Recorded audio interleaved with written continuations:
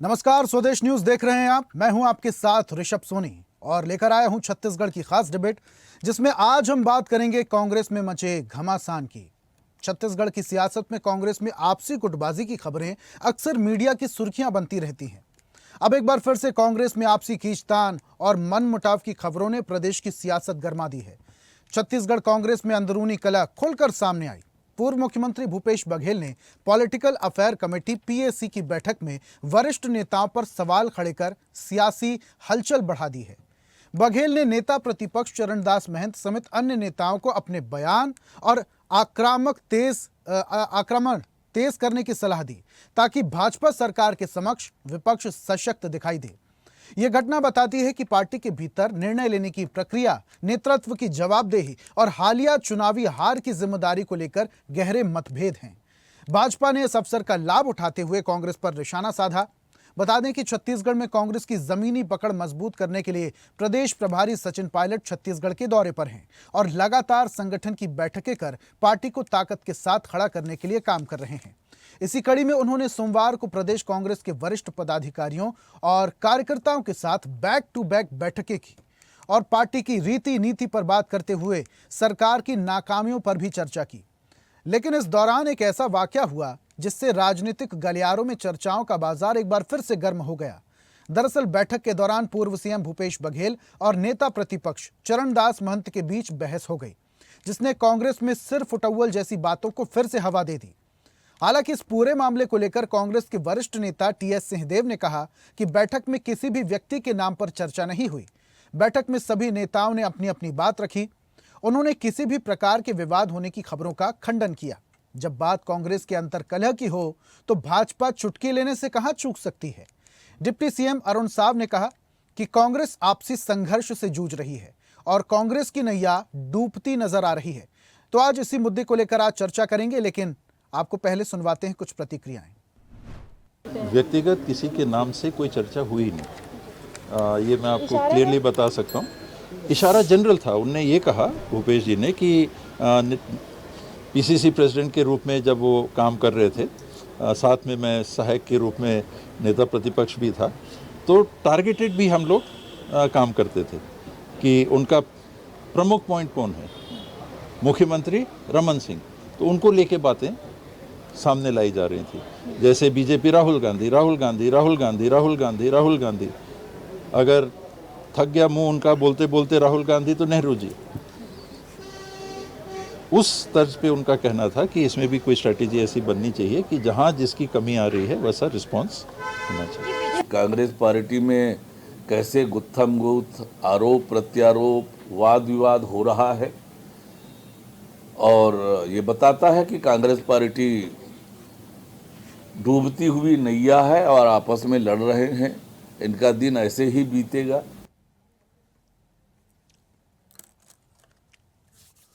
तो बीजेपी कह रही है कि कांग्रेस पार्टी डूबती हुई नैया है। वहीं दूसरी तरफ अगर कांग्रेस की बात करें तो टीएस सिंहदेव यहां पर सिर फुटौल जैसी आपसी मतभेद जैसी खबरों का खंडन कर रहे हैं। इस पर आज हम चर्चा करेंगे। हमारे साथ कुछ मेहमान जुड़ रहे हैं। बीजेपी का पक्ष रखने के लिए हमारे साथ रविंद्र सिंह है। रविंद्र जी, बहुत स्वागत है आपका। और कांग्रेस प्रवक्ता प्रगति वाजपेयी जी भी हमारे साथ हैं। प्रगति जी, आपका भी बहुत बहुत स्वागत। और चर्चा की शुरुआत रविंद्र जी आपसे ही करूंगा। ये पहला मामला नहीं है, इससे पहले भी कई बार कांग्रेस में दो फाड़ की खबरें आ चुकी हैं। अगर भूपेश सरकार की मैं बात करूं तब भी 50-50 की सरकार बनाने की बात चल रही थी, तब भी भूपेश बघेल और टीएस सिंहदेव के बीच में मतभेद की खबरें आ रही थी। ये कितनी सही है ये पार्टी जाने। लेकिन इस बार जो बैठक हुई, जो समीक्षा बैठक हुई, सचिन पायलट जो कि प्रदेश के प्रभारी हैं, उनके सामने दो बड़े नेताओं के आपस में इस तरीके की मतभेद की खबरें, ये बताती हैं क्या कि छत्तीसगढ़ में विपक्ष कमजोर है? बिल्कुल कमजोर है और अपने अंतर कलह से और अंतर विरोधों के कारण कमजोर है। इनमें कभी एकता नहीं थी। जब सत्ता पक्ष में थे तब भी एकता नहीं थी। 2.5 साल का फार्मूला लेके आए थे और बहुत बार, एक बार नहीं ना, टीएस सिंहदेव बोल चुके थे कि मतलब 6 महीने बाद मैं तो ये तो वो दुनिया भर का, वो आपस की बाद में क्या हुई वो जाने। और सबसे बड़ी बात है, अभी बताइए भूपेश बघेल जी, कितना कांग्रेस में अंतर कला है कि भूपेश बघेल जी को राज्य की राजनीति से बाहर करके केंद्र में भेज दिया गया। अब वो राज्य की राजनीति में नहीं है। वही डर है उनको कि चरणदास महंत जी कहीं कब्जा ना कर ले, इसलिए बोल रहे हैं कि हम तो डॉक्टर रमन सिंह के विरुद्ध बहुत मतलब आक्रामकता से लड़ते थे और अभी आप नहीं लड़ो। मतलब उन्होंने चरणदास जी को अयोग्य करार दे दिया, अयोग्य करार दे दिया। चरणदास जी महंत ने बीच में कहा था कि अगला चुनाव तो हम टी.एस. सिंहदेव के नेतृत्व में लड़ेंगे। मतलब न तो भूपेश बघेल को चरणदास पे भरोसा है, न चरणदास जी को भूपेश बघेल पे भरोसा है, एकदम क्लियर कट है। तो इनका अंतर विरोध जो है हमारे लिए कोई चुनौती है ही नहीं। कांग्रेस वैसे भी मतलब समाप्त हो रही है, न तो इनका कोई विजन है न मिशन है। अपने नीतियों के कारण कांग्रेस ना मरना संघ है और कुछ भी नहीं है। आप देख लीजिए, क्या कहते हैं, अश्वमेघ का घोड़ा बोल के चले गए। कौन? क्या कहते हैं, सचिन पायलट। कोई घोड़ा बोलता है अपने कार्यकर्ताओं को? भारतीय जनता पार्टी के कार्यकर्ता के लोग तो, नेता लोग अपने कार्यकर्ता को देवतुल्य कार्यकर्ता बोलते हैं। भूपेश बघेल जी उनको स्लीपर सेल बोलते थे। तो इस तरह की परिस्थिति। ठीक है, लेकिन रविंद्र जी, घोड़ा शब्द कोई नेगेटिव वर्ड थोड़ी है। लंगड़ा घोड़ा भले ही नेगेटिव वर्ड कहा जा सकता है, लेकिन घोड़ा तो पॉजिटिव वर्ड है।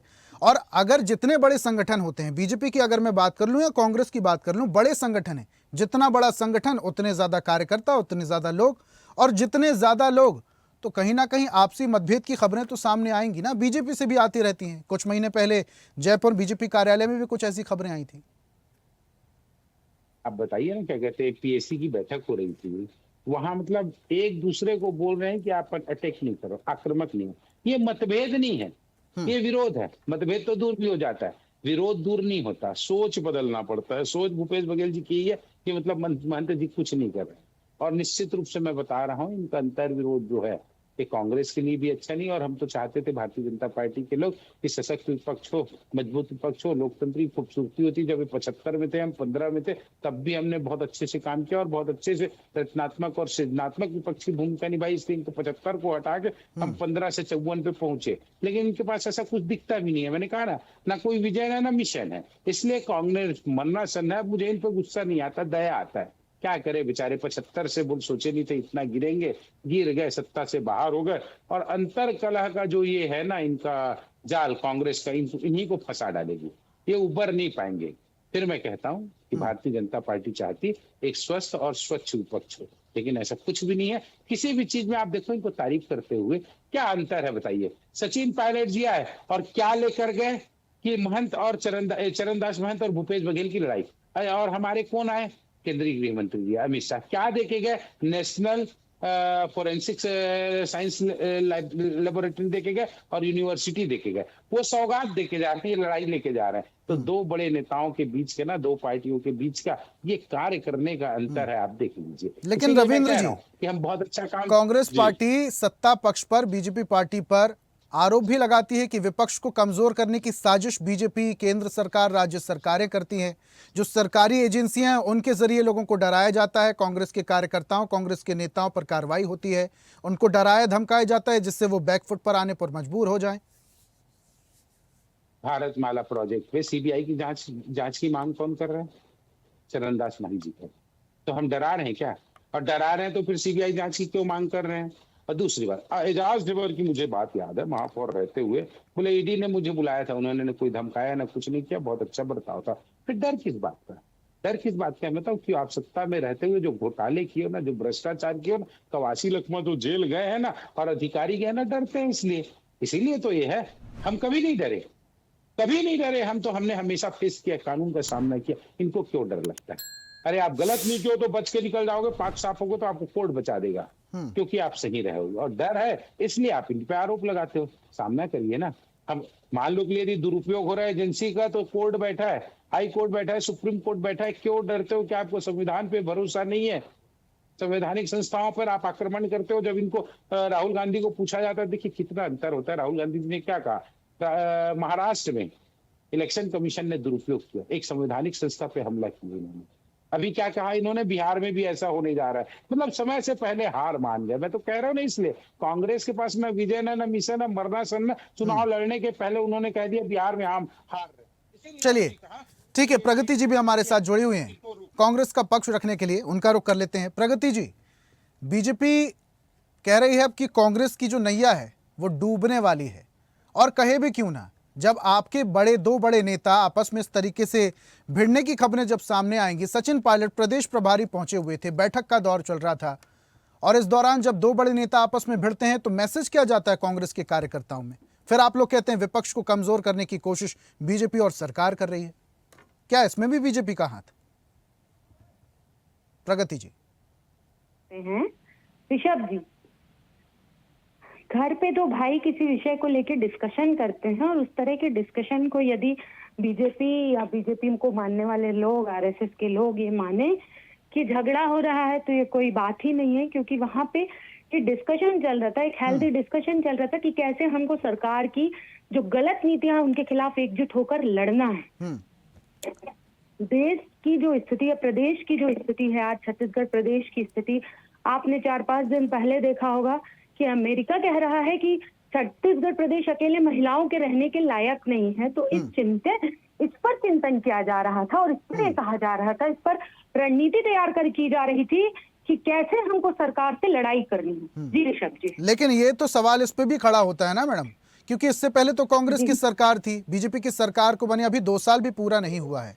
और दूसरी बात जो आप बोल रहे हैं कि 2 भाई आपस में बातचीत करते हैं, बातचीत करने में और विचारों में मतभेद होने में जमीन आसमान का अंतर है। भूपेश बघेल तो सीधा आरोप लगा रहे हैं कि चरणदास महंत क्यों मुखर होकर नहीं सरकार के खिलाफ बोलते हैं। वो ये कह रहे हैं कि आपको सरकार के खिलाफ, सरकार की इन कुरीतियों के खिलाफ हम सबको एकजुट होकर एक साथ मिलकर आवाज उठानी होगी। भूपेश बघेल जी ये बात कह रहे हैं। चरणदास महंत ही क्यों? चरणदास महंत ही क्यों? कांग्रेस के बहुत सारे ऐसे नेता हैं जो खुलकर बयानबाजी नहीं करते। भूपेश बघेल भले ही बेबाकी से अपनी बात रखते हो। देखिए, नेता प्रतिपक्ष है और सदन पर यदि कांग्रेस का विपक्षी दल का वो नेता है आज विधानसभा, छत्तीसगढ़ विधानसभा में, तो निश्चित तौर पर वो सदन पे वही आवाज उठाएंगे ना। चरणदास महंत जी हमारे सीनियर नेता है, नेता प्रतिपक्ष। भूपेश बघेल जी ने कहा कि नेता प्रतिपक्ष के तौर पर सरकार की जो नीतियां हैं, जिसमें सरकार के विधायक ही सरकार को घेर रहे हैं, उसमें आपको ऐसे कड़कता से सवाल उठाने चाहिए। हम सबको मिलकर जनता के पक्ष में, जनता के हित में सवाल उठाने चाहिए, क्योंकि आप देख रहे हैं कि कितने भी सदन, 3 सदन 4 सदन बीत चुके हैं सरकार बनने के बाद, लेकिन एक में भी जनता से जुड़े हुए जो मुद्दे हैं ना उन पर डिस्कशन किया जाता है, ना उनमें बात की जाती है। और पूर्व मुख्यमंत्री जी इस बात की चिंता करके उन्हें बोल रहे हैं कि आपको बोलना चाहिए। वो मुखरता से आपको सामने आकर इस बात की वो बता रहे हैं कि क्या क्या कमी पिछले लगभग 2 सालों में इस प्रदेश में है। ये प्रदेश छत्तीसगढ़ शांति का टापू कहा जाने वाला प्रदेश कहां से कहां पहुंच गया। तो ये चिंता की जा रही है। अब एक नॉर्मल डिस्कशन हो रहा है। लेकिन प्रगति जी, इस बैठक में ये बात होती है कि कांग्रेस के एक जो नेता हैं, एक जो विधायक हैं, वो अलग थलग चलते हैं, दिल्ली में जाके प्रेस कॉन्फ्रेंस करते हैं, अलग दिशा की तरफ बढ़ते हैं। देखिए, कांग्रेस के विधायक दिल्ली पे जाके कॉन्फ्रेंस में, परिवार में सबको अलग अलग जिम्मेदारियां मिलती हैं, अलग अलग जिम्मेदारियां होती हैं। वो वहां जाकर प्रेस कॉन्फ्रेंस करके सरकार को बता रहे हैं, जो केंद्र सरकार सोई हुई है उसे जगाने का प्रयास कर रहे हैं। फिर ये आरोप क्यों लग रहे हैं कि संगठन को एक साथ लेकर नहीं चल रहे हैं? संगठन में नहीं है, अलग थलग चल रहे हैं। वे राष्ट्रीय सचिव है, तो वे क्यों नहीं करेंगे वहाँ नेशनल ऑफिस में बैठकर कॉन्फ्रेंस? नेशनल सेक्रेटरी हैं वो। फिर ये आरोप क्यों लग रहे हैं प्रगति जी कि जो नेता है वो विधायक हैं जो अलग थलग चल रहे हैं, संगठन को साथ में लेकर नहीं चल रहे हैं, किसी को कोई जानकारी नहीं है, अपना रास्ता खुद स्वयं बना रहे हैं?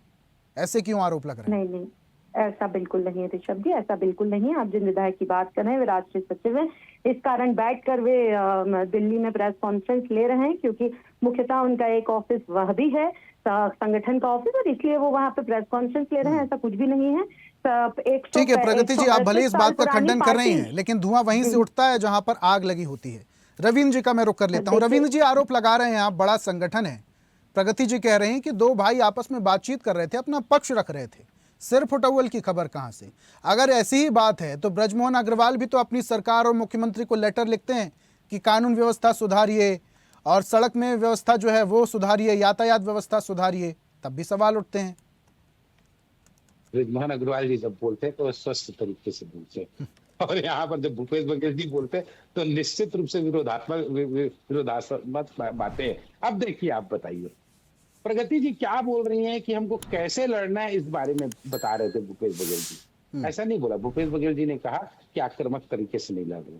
कैसे लड़ना वो अलग चीज होता है, और किस तरह लड़ रहा हो, दोनों में बहुत अंतर है प्रगति जी। और इनकी हिम्मत की दाद देता हूँ प्रगति जी को, जो इन्होंने कहा कि 1.5 साल में सदन में भाजपा के लोग सरकार को घेर रहे हैं, हम नहीं घेर पा रहे। उन्होंने साफ साफ कह दिया उसी को कह रहे हैं कि मतलब जनता के मुद्दे को उठाए, स्वीकार करते हैं कि 1.5 साल में कांग्रेस के लोगों ने विपक्षी भूमिका नहीं निभाई, स्वीकार करनी है। क्योंकि इसलिए, और हमारे समय क्यों उठा रहे हैं मैं बता रहा हूँ, हमारे समय कोई तानाशाही नहीं। भूपेश बघेल जी के समय तो उनके कार्यकर्ता बात नहीं कर पाते थे उनसे, प्रश्न क्या उठाएंगे। हमारे यहाँ तो बिल्कुल हम स्वीकार करते यदि हम गलत हैं तो हमारे एक नेता को कहना चाहिए आप गलती कर रहे हो। सरकार सामूहिक तरीके से चलाया जाता है, सामूहिक प्रयासों से चलाया जाता है और सामूहिक उससे सामंजस्य चलाई जाती है, हम वैसे ही चला रहे हैं, कोई दिक्कत ही नहीं।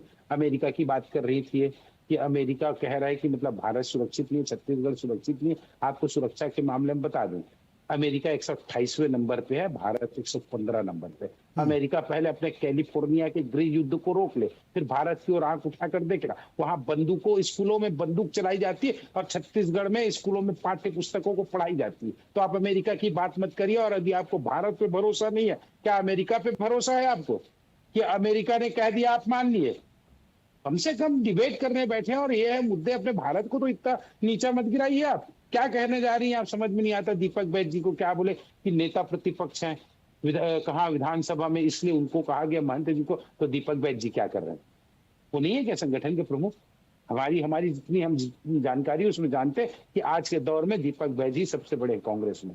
क्यों? क्योंकि वो संगठन के प्रमुख, उनकी जिम्मेदारी नहीं बनती है, महंत जी की जिम्मेदारी बनेगी। दीपक बैज जी क्या करेंगे फिर? संगठन उनको चलाना है, सरकार को घेरने का काम भी बैज जी का है।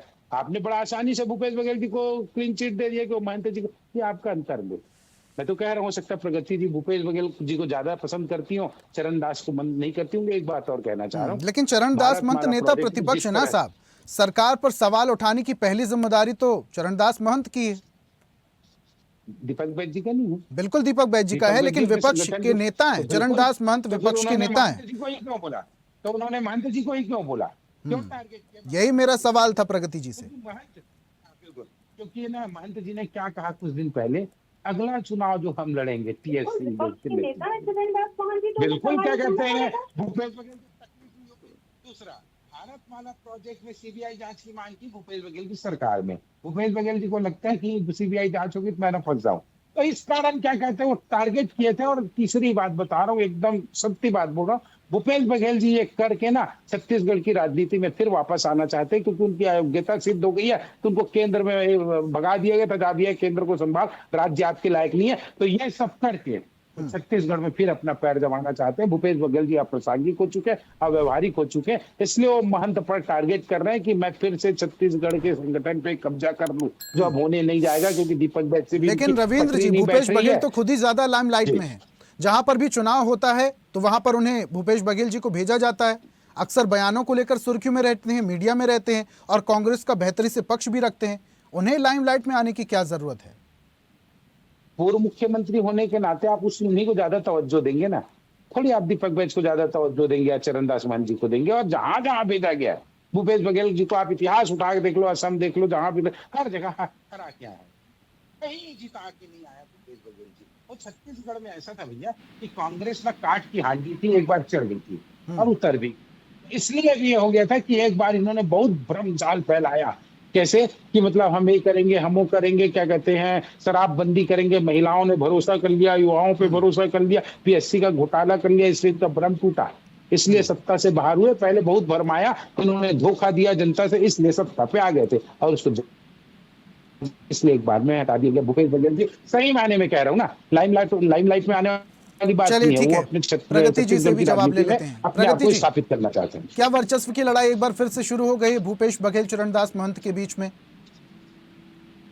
देखिए, जब भी जिसका वर्चस्व पूरे देश में बना हुआ है उसको अपने वर्चस्व के लिए क्या लड़ाई लड़ना।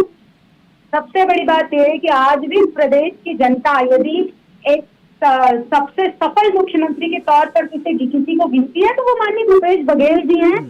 भूपेश बघेल जी को अपने वर्चस्व के लिए लड़ना नहीं है कि वापस से सरकार में नहीं आ पाया, चुनाव हार गए। देखिए, सरकार पे आना नहीं आना तो ये जो सबके दिन होते हैं, नहीं आए, बहुत कम अंतर से हम कहीं गए, लेकिन सबसे बेहतरीन मुख्यमंत्री थे, अगर सबसे बेहतरीन मुख्यमंत्री थे तो वापस से सरकार में आते। रमन सरकार कितना लंबे वक्त तक चली आप जानती हैं? देखिए ऋषभ जी, कुछ कुछ खोखले वादों के दम पर जो प्रदेश की जनता है, भोली भाली जनता, वो बदल गई, बरगला गई ये और भी तो बहुत हो कम सकता है अंतर कि से। कुछ कमी रह गई हो, 5 साल भूपेश सरकार में कुछ कमी रह गई हो, इसलिए जनता ने वापस से बहुमत आपको नहीं दिया। ये भी तो हो सकता है। बिल्कुल बिल्कुल, देखिए हम यदि आप ये कह रहे हैं कि जनता ने बहुमत नहीं दिया, तो बिल्कुल हमको बहुमत नहीं मिला तभी हम सरकार पर नहीं है। लेकिन आज जनता ने यदि आज कसौटी पर तौला है तो जनता में माननीय भूपेश बघेल जी खरे भी उतरे हैं ऋषभ जी। ये तो पूरा प्रदेश जान रहा है, आप भी जान रहे हो, बीजेपी के प्रवक्ता भी जान रहे हैं ऋषभ जी कि माननीय भूपेश बघेल जी जैसा सफल मुख्यमंत्री ना इस प्रदेश और में अगर कभी। ऐसी ही बात है प्रगति जी, तो भूपेश बघेल को चरणदास महंत पर सवाल उठाने की क्या जरूरत पड़ गई, और वो भी देखिए, उस वक्त पर सवाल जब नहीं, मैं बार-बार छत्तीसगढ़ कह के रही हूँ, प्रभारी वो एक बैठक ले रहे थे, पारिवारिक सचिन पायलट खुद आए हुए थे, इतने बड़े नेता हैं, उनके सामने 2 बड़े नेता आपस में भिड़ रहे हैं, ऐसी क्या जरूरत गिरने है? वाली बात ही नहीं। देखिए, एक डिस्कशन था, एक हेल्दी डिस्कशन था। अब इसे आप भिड़ना बता रहे हैं तो मैं तो इसको सिरे से कटाक्ष करूंगी, सिरे से नकारूंगी, क्योंकि ये भिड़ना नहीं था, एक डिस्कशन था, परिवार के बीच का डिस्कशन था, बड़े 2 भाइयों पे बात हो रही थी और इस पर विपक्ष अगर सरकार या इस पर मुखर होकर बोलने की बात है, तो ये भी कहा जा सकता था कि कांग्रेस से बहुत बड़े नेता हैं जो सरकार के खिलाफ मुखर होकर नहीं बोलते, सिर्फ चरणदास महंत पर ही टारगेट क्यों? देखिए, नेता विधानसभा में बोलने का अधिकार किसे है? विपक्ष के नेता कौन है, तो किसे बोला जाएगा? मीडिया के सामने भी खुद तो से सोचिए चरणदास ना। महंत ज्यादा नहीं बोलते हैं मैडम। देखिए, चरणदास मान जी विपक्ष के नेता हैं और इसलिए माननीय भूपेश बघेल जी ने उन्हें कहा ऋषभ जी, और कोई बात नहीं है। देखिए, हम परिवार हैं और जो हमको हमारा इतिहास बता रहे हैं वे अपना इतिहास देख ले, 138 साल पुराना इतिहास है, उनके पुरखों के जमाने का इतिहास है। जो कांग्रेस पर उंगली उठाते हैं वो यह भी जानते हैं कि उनके पुरखे आज भी यदि जीवित होंगे कोई या ऊपर भी होंगे तो आज भी कांग्रेस के ही सपोर्टर होंगे। जो आज प्रगति कांग्रेस पर जी, जब ऐसे प्रश्न चिन्ह लगा सरपुटौल की रहे हैं। खबरें कांग्रेस की तरफ से आएंगी तो आपको नहीं लगता कि जो कार्यकर्ता हैं उन पर गलत मैसेज जाएगा? बिल्कुल नहीं, कार्यकर्ता को पता है कि ये हेल्दी एक डिस्कशन चल रहा था, वहाँ कोई लड़ाई झगड़ा नहीं चल रहा था। कार्यकर्ता ये बहुत अच्छे से जानता है। जी ऋषभ। रविंद्र जी मुस्कुरा रहे हैं। रविंद्र जी, कार्यकर्ता पर कोई गलत मैसेज नहीं जाने वाला है, सबको पता है हेल्दी डिस्कशन था, और हेल्दी डिस्कशन ऐसा था कि भूपेश बघेल ने चरणदास महंत को सीधा टारगेट करके कह दिया कि आप क्यों नहीं बोलते हैं सरकार के खिलाफ मुखर होकर। अच्छा है भैया, इनका हेल्दी डिस्कशन नहीं तक रहा, किसी की हेल्थ पर असर नहीं पड़ा, किसी का हड्डी वड्डी नहीं टूटा। ये हेल्दी डिस्कशन इन्हीं को मुबारक हो। और इतना सफल मुख्यमंत्री, वाह भूपेश बघेल जी। कांग्रेस के मतलब कार्यकर्ता वास्तव में आपके प्रति समर्पित है कि एक बार जो सत्ता में आए बाहर हो गए, और भ्रष्टाचारी सरकार कौन सा है जो क्या 2100 करोड़ का शराब का घोटाला, पीएफसी का घोटाला, राशन कार्ड का घोटाला, डीएमएफ का घोटाला, इनके मंत्री जेल में, इनके अधिकारी जेल में, और उसके बावजूद इन लोग सफल बोलते हैं। तो मेरे को याद आता है मनमोहन सिंह की सरकार जो कॉमनवेल्थ का घोटाला करती थी, जो दुनिया पोल का घोटाला करती थी, जो क्या कहते हैं 2G का घोटाला करती थी, स्पेक्ट्रम का घोटाला। तो घोटालेबाजों को भी एक सफल बोलते हैं, तो इनकी सफलता इन्हें मुबारक। हम ऐसे सरकार को ना चिमटे से क्या लकड़ी से भी छूना पसंद नहीं करेंगे, हाथ तो बहुत दूर की बात है। तीसरी बात क्या कह दिया इन्होंने, खोखले वादे करके सरकार में आए, 5 बार छत्तीसगढ़ में चुनाव हुआ है, 4 बार जीते हैं, 1 बार आप जीते हो, और सबसे बड़ी बात आप जनादेश का अपमान करते हो कि खोखले वादे करके वो भ्रम में रख किया है। आप लोग किसी पे भरोसा नहीं करते, इसीलिए राहुल गांधी क्या बोलते हैं, महाराष्ट्र चुनाव को इलेक्शन कमीशन ने धोखा दे दिया, इलेक्शन कमीशन ने गड़बड़ी कर दिया। एक संवैधानिक संस्था की विश्वसनीयता पे प्रश्न कोई उठा सकता है तो एक कांग्रेस के लोग उठा सकते हैं। बिहार में अभी बोल रहे हैं कि हम हारेंगे, मैं जानता हूं क्योंकि वो हारेंगे,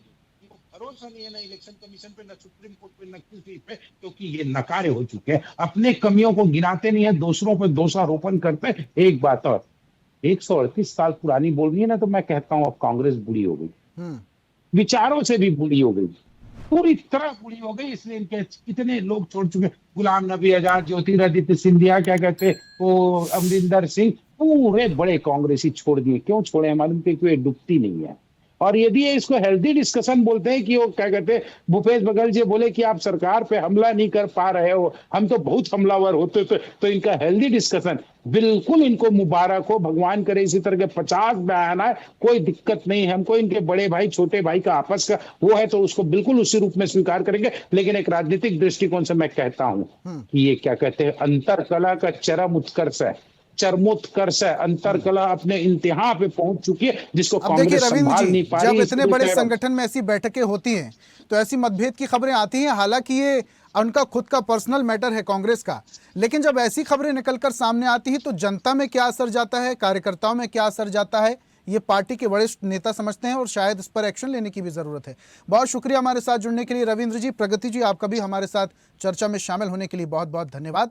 और आज बात कर रहे थे कांग्रेस में मचे घमासान की। घमासान तो मचा है, दो बड़े नेता आपस में बहस कर रहे हैं और उसके बाद इस बहस को नकार भी रहे हैं। बीजेपी चुटकी ले रही है, लेकिन इस घमासान का असर छत्तीसगढ़ की राजनीति में, कांग्रेस पार्टी में, सरकार में, जनता में कितना पड़ेगा, ये आने वाला वक्त बताएगा। आज की खास पेशकश में फिलहाल इतना ही। देखते रहिए स्वदेश न्यूज, सबसे पहले देश। और ऐसी ही ताजा खबरों के लिए लाइक, फॉलो और यूट्यूब पर सब्सक्राइब कर बेल आइकन जरूर दबाइए और हर अपडेट के लिए विजिट कीजिए स्वदेशलाइव.com।